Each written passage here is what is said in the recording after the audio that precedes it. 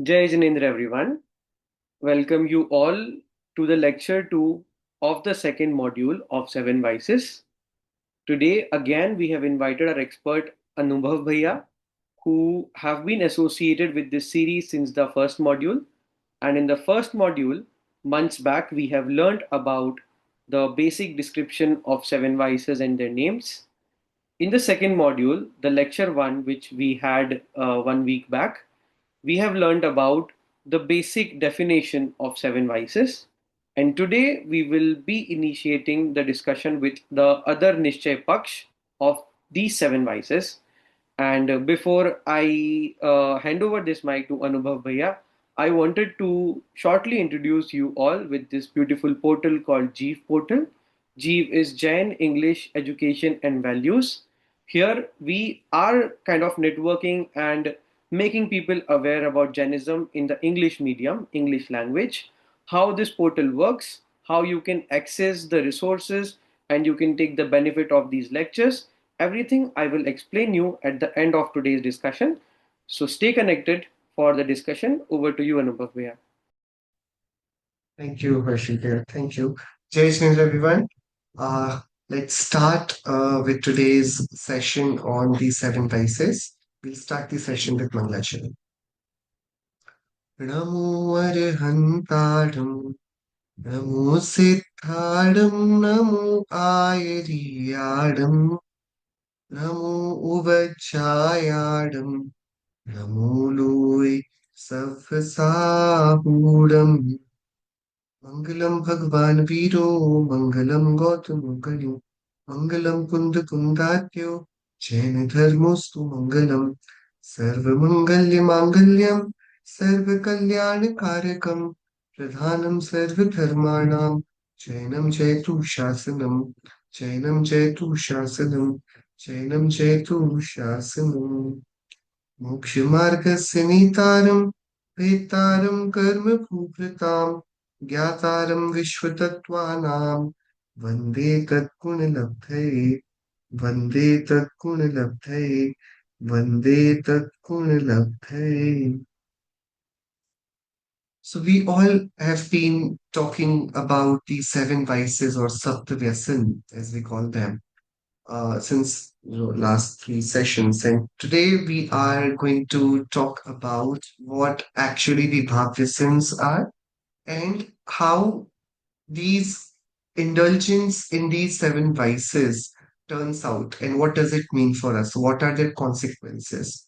So we saw what are vices, what are vyasans, alluring habits that initially appear fun, exciting, and mesmerizing, later become deeply ingrained habits that one cannot live without. So they are addictions, and they have variety of problems that incur because we getting indulged in these vices. So we divided these vices into two forms, Dravya Vyasan and Bhav Vyasan. We're calling them physical vices and psychic vices. Physical vices, what we see, which are easily to identify, and mostly we generally see that okay, this person is into the bad habits. He is now the prey of addiction. So that those are basically with the visible physical activities which we see. They are called physical vices. The psychic vices, on the other hand, are a bit more serious ones because a person could look completely neat, yet there could have been things which are going on different levels wrong with that person because of the delusions and passions which constitute the greater path of samsaran for that particular jiva. So that those tendencies of the soul towards delusions and passions, they constitute psychic vices. We saw that there are seven types of vices: jua, which is gambling; mans bhakshan, means consumption; madhirapan, addiction to intoxicants; Veshagaman, relationship with prostitutes; shikar, hunting; paristri raman, infidelity; chori, theft. And we also saw, the description of these addictions, these vices in the last session. And we talk about like why somebody indulges in these things and what are the examples and what are the harmful effects of these. So today we are directly going to start with the uh, consequences of seven vices, the dravya vices, the physical vices that we're talking about. So what are the consequences? present consequences, what you're going to face outrightly. Vices are like poisonous spiders trapping individuals in chaos, leading to harmful feelings and actions with severe consequences. Those who are indulged in these seven vices, we're not just talking about the karmic recurrence, the karmic effects that I'm going to face in the coming future. Okay, so I indulged in one of the vices, and because of which karmic influx has happened, the karmic bondage happened, and with this ashram bandh, I will have in near future the karmic fruition, karmoday. And that in that phase, I'll have to bear the consequences of my misdeeds. So now this is something that would happen in the future.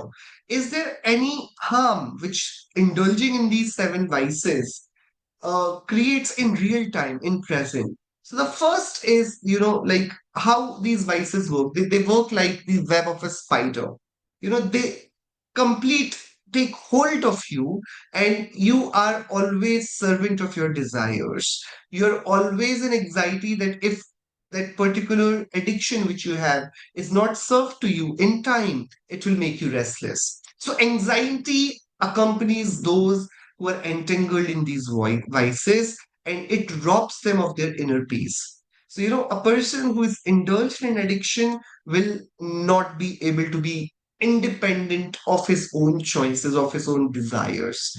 So, he'll always have to have provision, whether if I'm going somewhere for my vacations, whether it's meeting that very important which I have to take for my company, whether it's the study or the learning that I'm doing for concentration. If I'm addicted to something, my mind will always be anxious of whether will I get an opportunity to go back to that activity of addiction, that vice. So the anxiety is always there, and it's constant. And what does it do?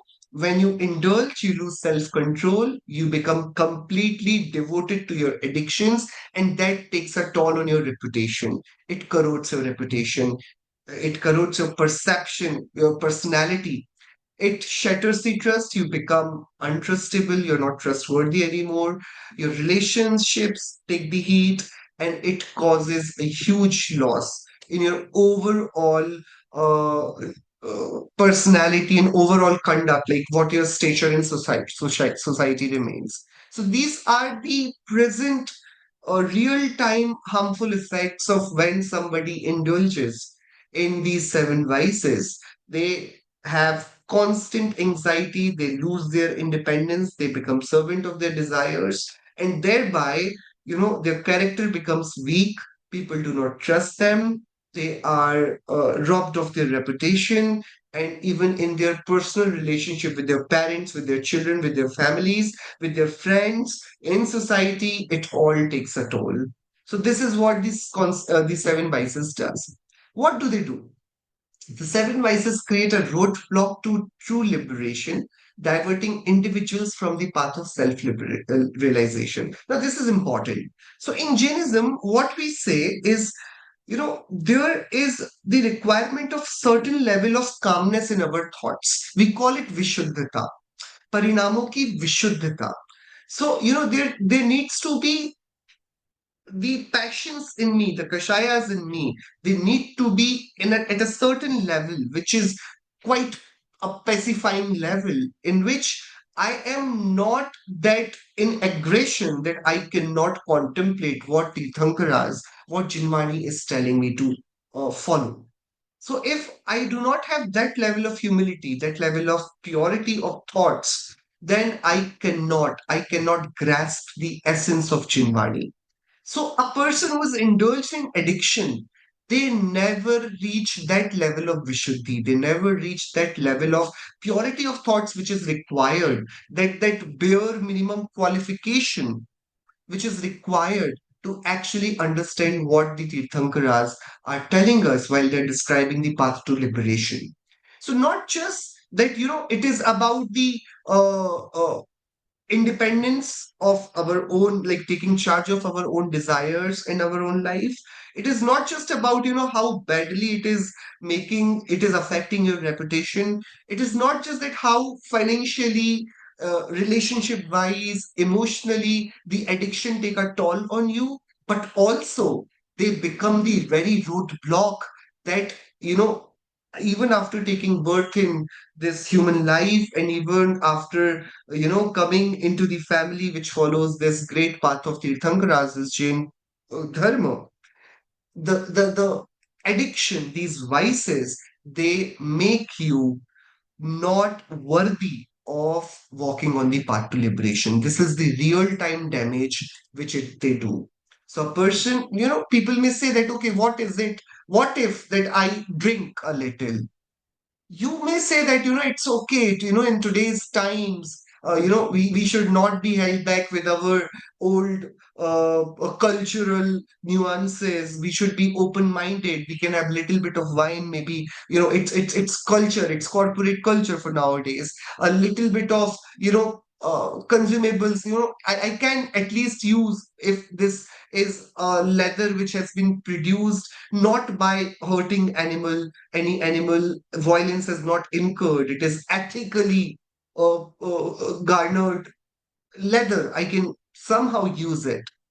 If this is our mindset, it already tells how violent we already are, how insensitive we already are. So, we not being able to completely avoid indulging in these seven vices is the very signal that we are not worthy, we are not capable of walking onto the path of self realization. So, they become the direct roadblockers.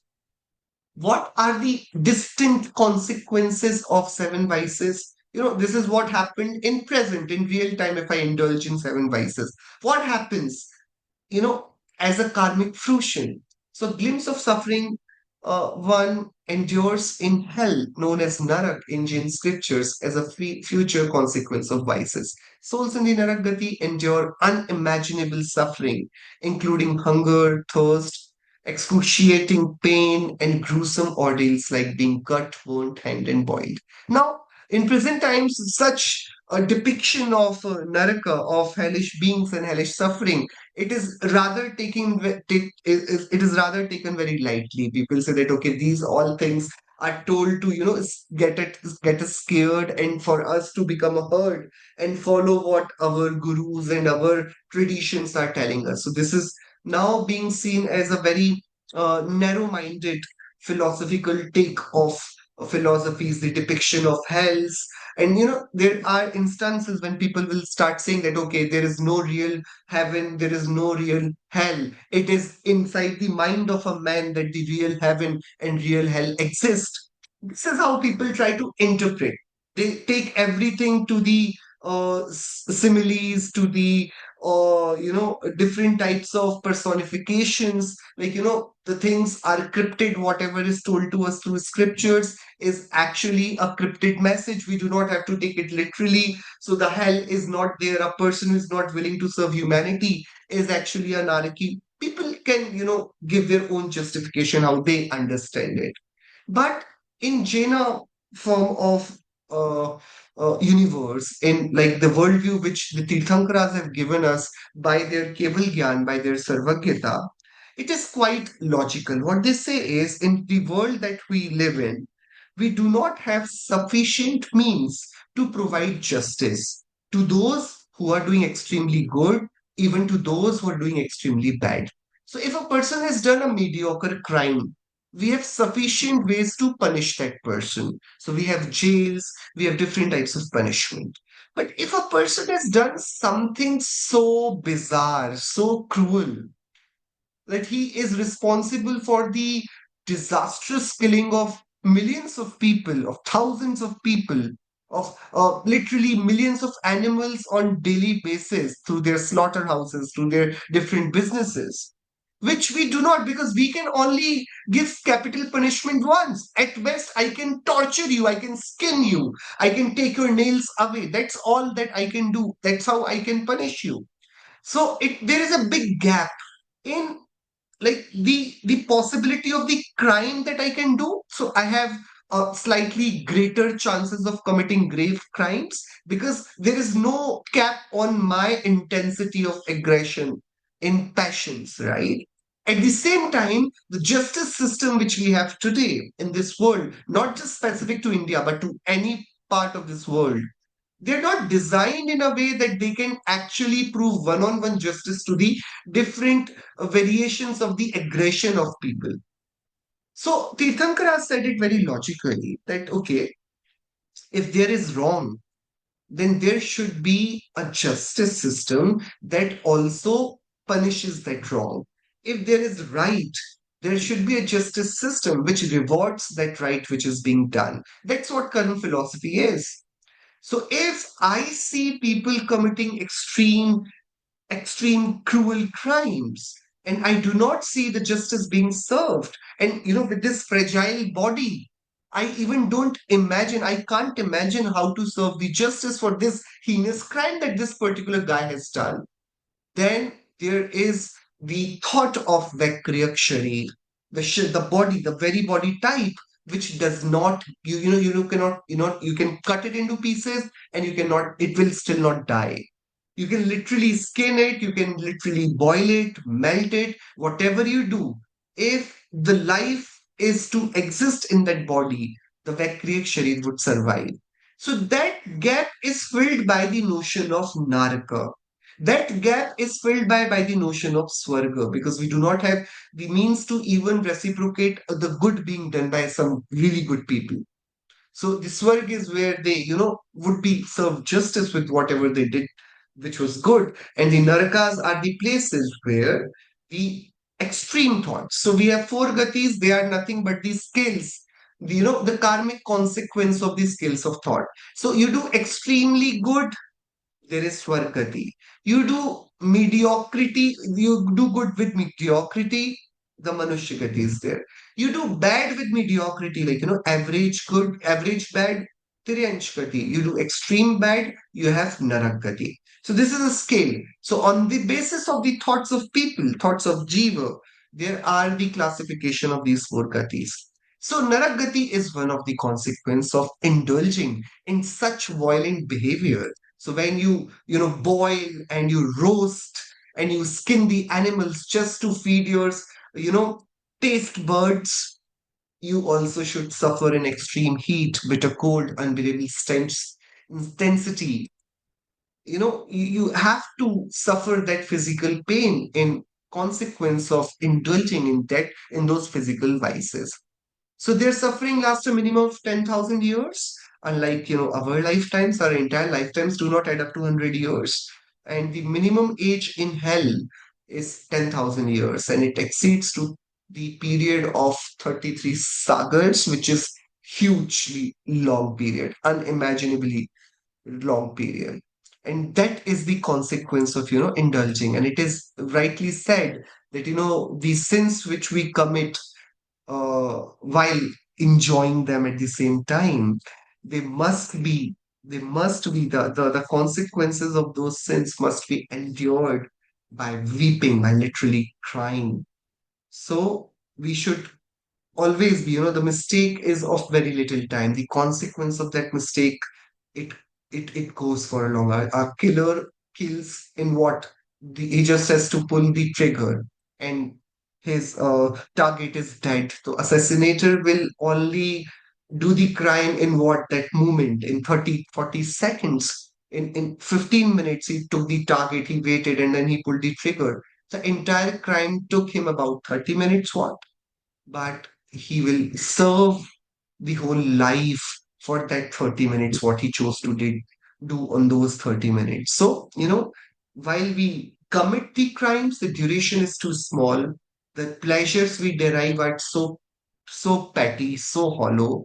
But the consequence, when we face the reality of what we have done, the result of our actions, it literally becomes unbearable. So therefore, indulging in these seven vices is a clear no-no for anybody who wants to progress in a spiritual path and those who want to secure their future.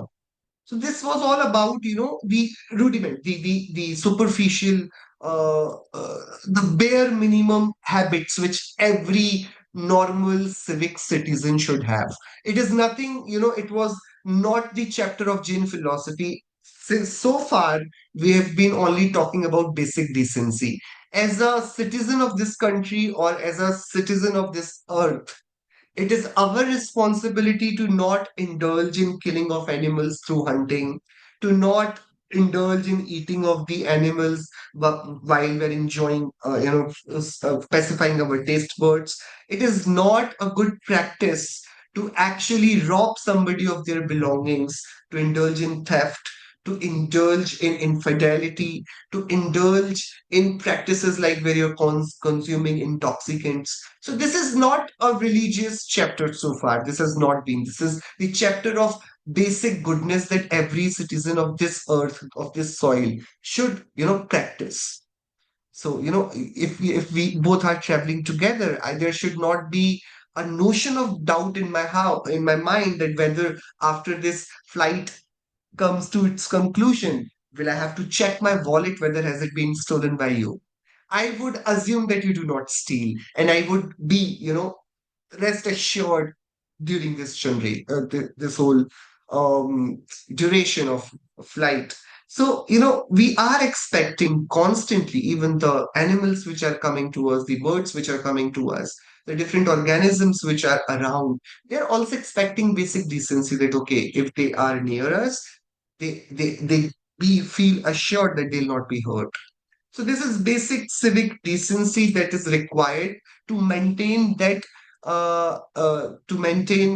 type of clarity of thoughts, the purity of thoughts, which is required for our spiritual progress. Now comes the part where actually Jain philosophy enters, and it tells us that, okay, while you understood this part so well because you introduce yourself as body, and it is very easy for us to identify the religious practices with bodily doings. So if you ask me to not drink alcohol, it becomes so easy to follow that, okay, to be a good person, I should stop, I should not drink. This is fine. I understand it. If you tell me, okay, do not steal, I understand it. It's so easily comprehensible. I do not need any explanation to, how to decipher what does it mean. But it becomes very difficult to do things which are directly affecting our very soul. So now the psychic vices or the bhav listen, they're not about the bodily activities. They're about the ingrained beliefs that we have garnered over the past worlds, over the, since our very beginning, coming to this thrust pariyai from that nitya nigodh, coming out and constantly taking one bhav after another, one body after another, and there are certain belief systems which we all have developed in ourselves. So these psychic vices are only going to address them. So the psychic vices represent various false beliefs of this worldly soul, this sansari atma. What different types of delusions it already holds close to its own belief system. The first Vyasan, psychic gambling, bhav jua. What is bhav jua? It entails the erroneous belief of victory when experiencing favorable outcomes of virtuous deeds and defeat when facing unfavorable consequences of sinful deeds. What is it being said? We all are simple people. You can titillate me, you can, uh, you know, uh, make me feel good by just bringing a gift which I do not expect. You can just give me a good compliment and I would be flattered. And it's so easy that, okay, am I having a good life? Yeah, I have my dream car parked in my garage. I have this house facing the sea. I have a beautiful family. I have children, my wife, my parents are all up and healthy. This is just the dream life that I'm living. So this is the idea of dream life. And I am having the worst days of my life. The stock is all at all-time low. The property which I bought has gone into a dispute, and now I have to fight cases. And last night there was some robbery that happened in my house. My children are sick. They are admitted to this hospital, and the life is at its worst.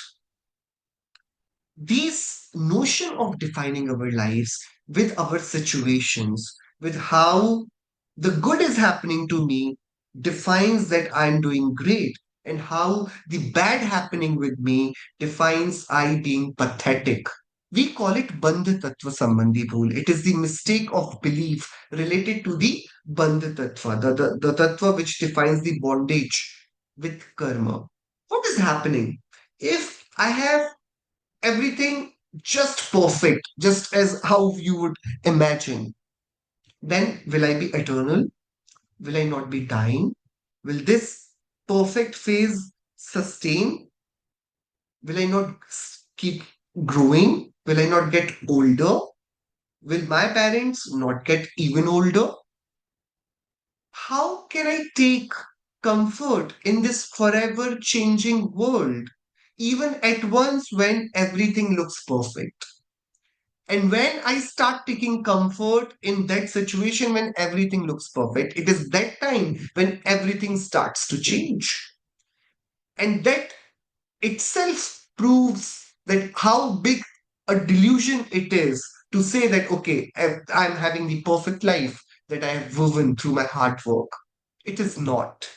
So when the punyodaya or the fruition of the virtuous karma makes you feel good, and when the rise of or the fruition of papodaya, it starts making you feel bad, it is the real gamble which we are playing. Because I don't know. See what we do. I just open my shop.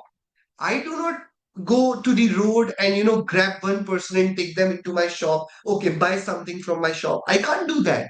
I just open the shop and the customers come on their own. I do not dictate. I do not say that okay, these many people should come today and buy this amount of products from my shop. I do not.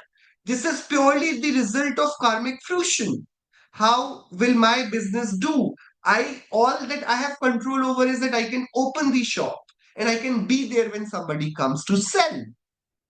Beyond that, I do not get any liberty. I do not control the desires of people. I do not control the finances of people. I do not control their choices.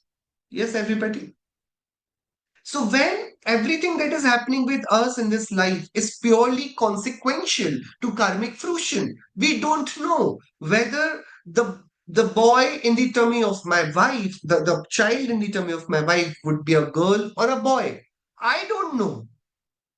It is consequential. We'll figure it out. We'll know. I don't know how will they look like when they grow up. They're my children, but I don't know how will their voices be, would sound like.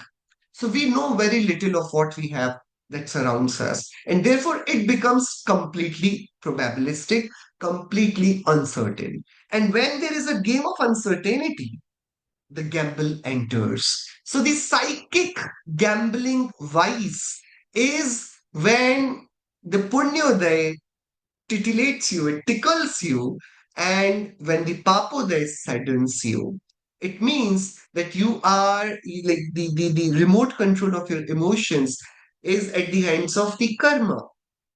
So we are being told by our Tirthankaras that okay, please take charge of your life. होकर सुख में मग्न न फूलें, दुख में कभी न घबराएं. The punyodaya, the fruition of good karma, the good times, they're not for you to take comfort in. You have to be vairagi. You have to be very alert even in those times when everything just looks perfect. Because this world is not for us to take comfort in. Our aims are quite higher. We want to reach that complete form, which I already have the swabhava of. And when the bad times come, it is not the time to be sad, to be anxious, to be upset, because being upset will invite more bad karmas, which will have further worse consequences. So, in Papodaya, when I do not feel sad, and in Punyodaya, when I remain composed, it is when I actually let go of the vice of gambling.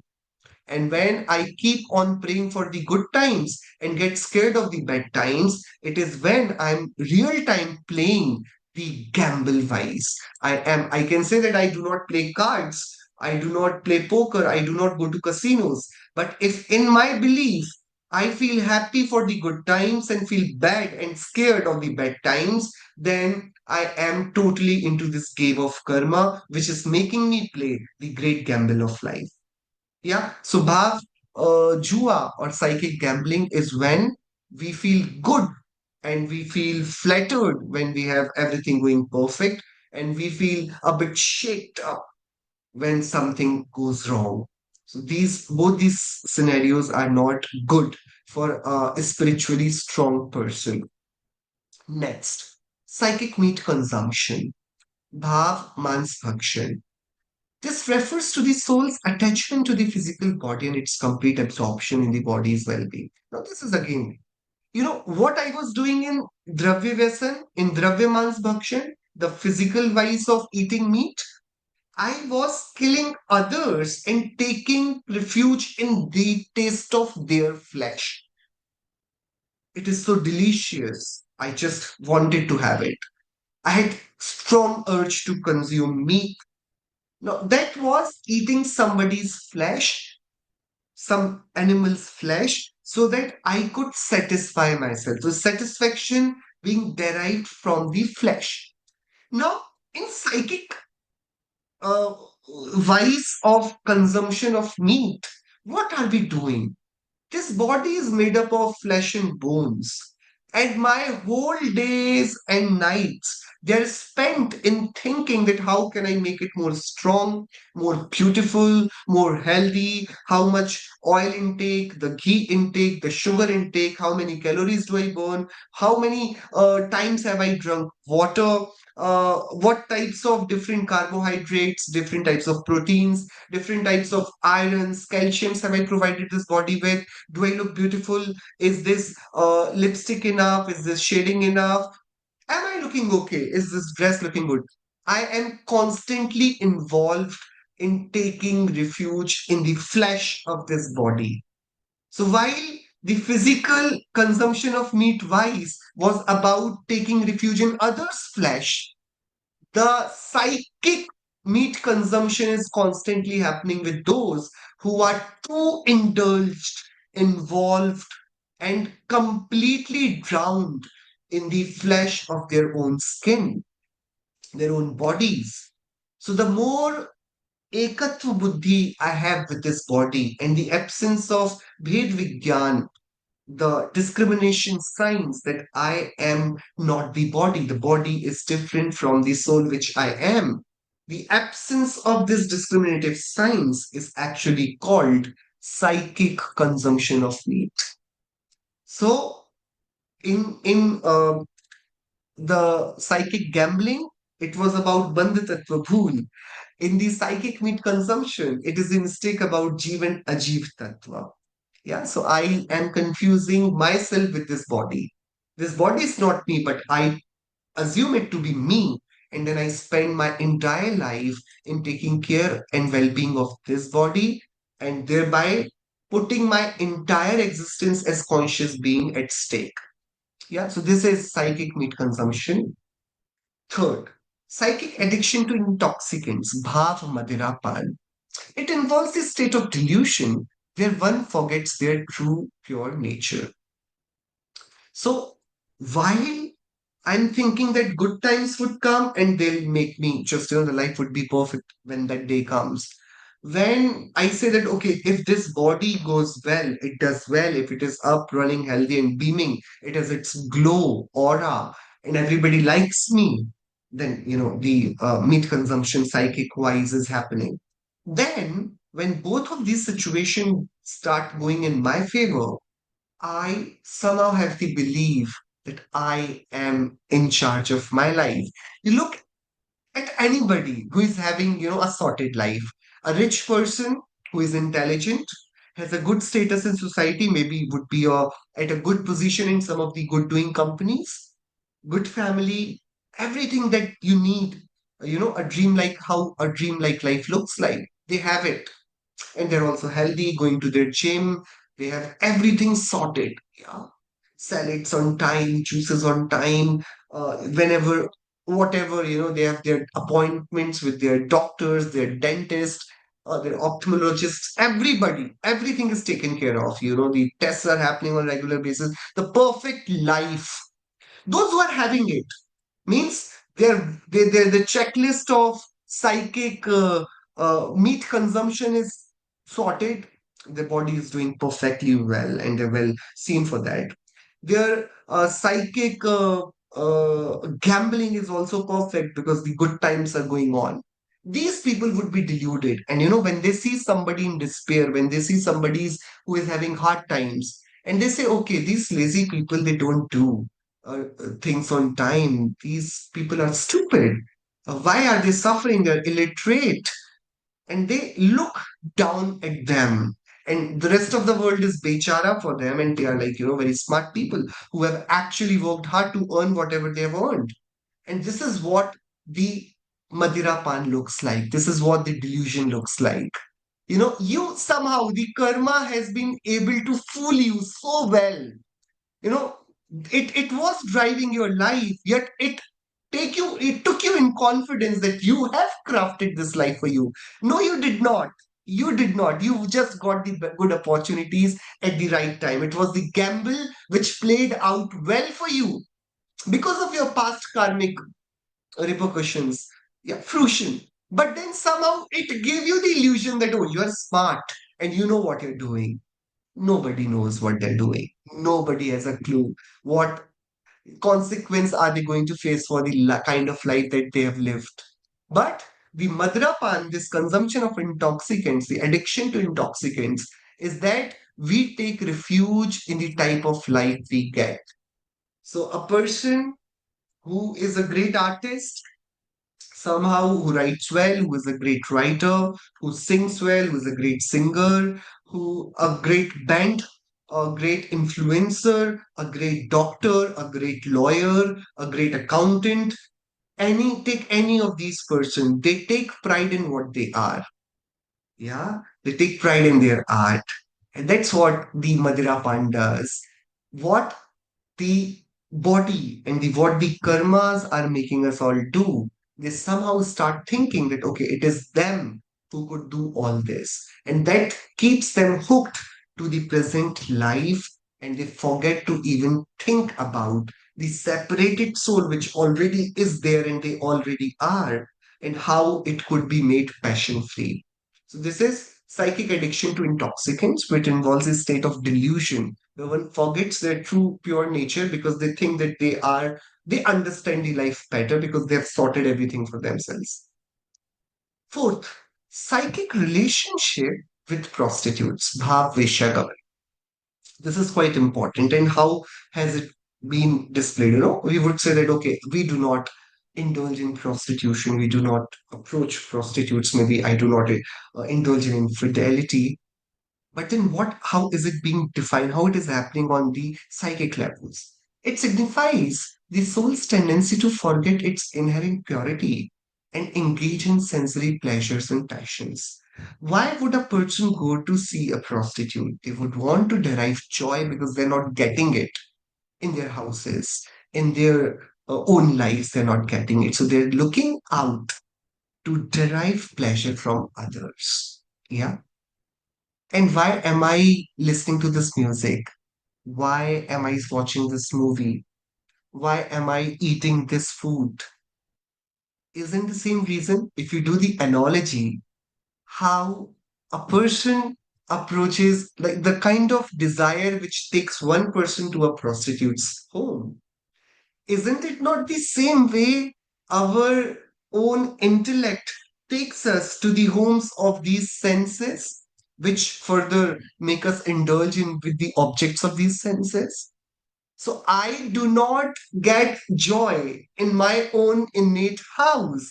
And so I go out through these senses to derive joys in the objects of these five senses. No, if that's not prostitution, what is?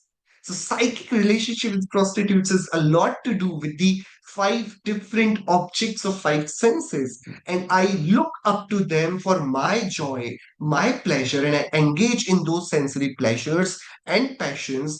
It is the great hoarding of declaration that I am not happy with myself, and therefore I want to outsource this happiness to these objects of these five senses. And this is psychic relationship with prostitutes. Like how we are committed, if we are committed to these five different senses, and the objects of these senses is what we take comfort in, it means we are indulged in bhav vishya kamal, psychic hunting, bhav shikar. This denotes the cruel disposition of causing harm to others, resulting in the destruction of its conscious vitality, Chaitanya Bhav Pran. So what I do is, in Bhav Shikar, I was hurting others, right? But in Bhav, like psychic hunting or Bhav Shikar, in Dravya Shikar, I was, for my pleasure, I was killing others. Now, but what am I doing in psychic hunting? This denotes the cruel disposition of causing harm to others, resulting in the destruction of its conscious vitality. So, the tragedy of a person who is indulged in anger and who indulges in the crime of violence unto others. The tragedy is not that the others may get killed, because they will only get killed if their ayu karma has gone. See, I cannot dictate that you will live or you will not live. Otherwise, what will your Ayu Karma do? Then the whole karmic fabric of this world will shatter if I decide when you live and when you not live. So if I can save you or I can kill you, then I have greater authorities than the karmas, because your karmas mean nothing. It's my desire on which you live or you not live. So it's foolish to say that I can kill you. But the greater problem is when I attempt to kill you, it is me who is killed outrightly first. We call it, the killing of the Chaitanya Bhav brand. This is, in all the hunting that is happening, and that looks like, I'm externally very violent. The violence that I'm perpetrating to the meek beings of, two senses beings, sensed beings, three sensed beings. It is not the killing of those beings which I am doing. It is actually a direct attack. It is the shikar of my own chetna. It is my own bhava maran. It is own destruction of my bhava prana. So disposition of causing harm to others, you know, I'm trying to kill others. It would definitely be their hinsa. It is through my own actions, through my own decisions, but that will also, further make me a bit more cruel towards myself. So the more violent I become, the more distance that I gain from my own self. So I destroy their own Chaitanya Pran, and I also destroy my own vitality. Psychic infidelity, this is also very important. Bhav Paristri Raman. It involves attachment to external entities such as the body and the inclination to challenge another's intellect instead of focusing on self realization. So, it happens more often than not. If there is somebody who claims that, okay, hear me out, I'm going to tell a very beautiful thing, you would listen to them, not to hear that beautiful thing, but to think that whether this person has any intellect, whether this person is speaking right or not. This is what we do most of the times nowadays when we go to listen to any speaker speaking on the text, speaking on the wisdom of the Sankaras. We do not listen to those texts, we do not listen to the concepts which are being taught.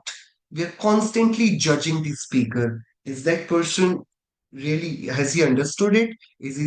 Has he actually understood the essence of it? So while our intellect is indulged in judging others and not in solving the larger problem of our own ignorance, then that intellect is actually indulging in infidelity. So my intelligence does not help me in clearing my ignorance, but rather it helps me in drawing conclusions about others' intellect. That, oh, he's smart. No, he's not smart. He did not get it right. He is quite overconfident. Oh, he really spoke well. So, what they speak and what concepts are discussed. The imbibing of those concepts is not the primary task which my intelligence says. My intelligence is more interested in giving certificates to that person's intelligent. And this is what the real infidelity looks like. This is bhav parisri raman. When hamari buddhi, our own gyan, does not function for us, it rather becomes critical of others. And it is so upsetting. This is so bizarre that, yeah, this is so true. We waste so much of energy, so much of our thoughts in judging others, and it's cruel. The psychic theft, bhav chori, this pertains to the intense attachment leading to the desire to possess external objects. Now, this bhav chori is what? The greed which is thriving in all of us. I want my business to grow. I want my bank account to grow. I want my family to do well. I want my name to grow. I want my fame to grow. So that, undergo current of that consistent desire to possess everything that I can have.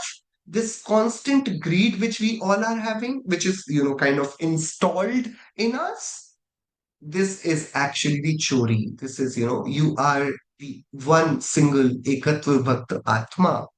And all that you think of is always addition, always accumulation, that how can I have more of what is not mine?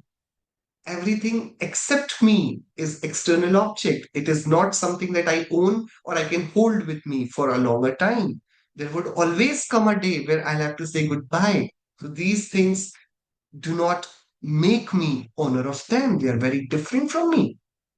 And my desire to possess them, this is bhav chori. So a person who is not contented with what they have is constantly indulged in the vessel of chori, psychic stealing or psychic theft. So this was about the very interesting interpretation of these seven vices in Jain philosophy, which actually is the core of Jain philosophy, how it touches the different misconceptions we have about the seven tattvas, and how we do not understand the karma's function, and do the self harm by not understanding the psychic vices. So what happens when somebody does not understand about these psychic vices? Since eternity, the soul has forgotten its true nature and harbored false beliefs regarding happiness and misery in external substances. It has indulged in passions and attachments, enduring misery as a consequence. When the soul conquers these intoxicating delusive beliefs and comprehends its true self filled with consciousness, knowledge, and bliss, it can be said that the soul is now free from all vices. Until delusion is uprooted, the soul suffers incessantly from these psychic vices and can never attain true happiness. So, what is being said in summary? Unless you do the Tattva Shraddhan, Tattva Vichar, and Tattva Anubhuti, we all are indulged in these psychic vices, no matter how neat and clean lives we live. So it's not just about indulging in real alcohol consumption or hunting or eating or prostitution.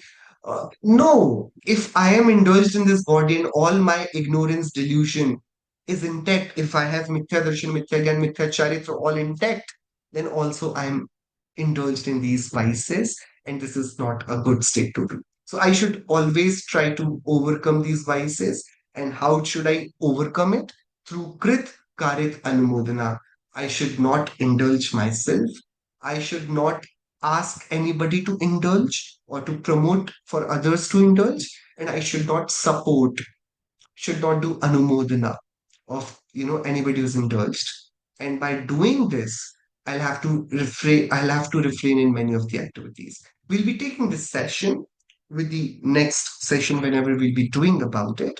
But today we discussed a great part about the seven vices in the psychic way, and it is such great wisdom by our Jain Tirthankaras, which has also not told us to be a civic person who contributes to their society and becomes a good person to live with, but also a very spiritually elevated soul who walks towards the right direction, towards the upliftment of their self.